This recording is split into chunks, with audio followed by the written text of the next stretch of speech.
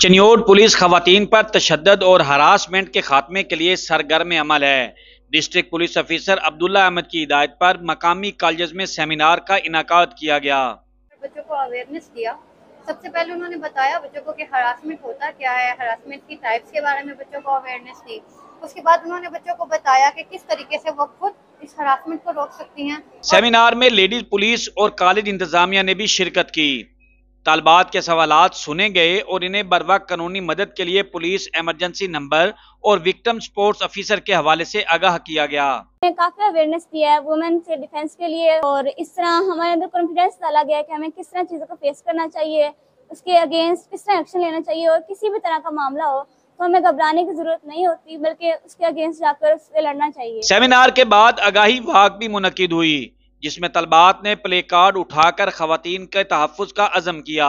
Amir Umar Chaman, year Y news, Chiniot.